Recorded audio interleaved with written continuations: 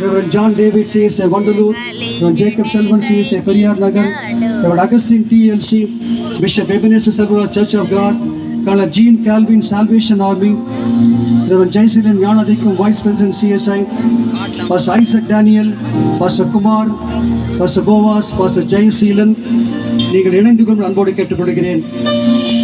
உண்மையான உறவினர்கள் pastor Anand, Mrs Aarthi Anand, கேலப் Aaron,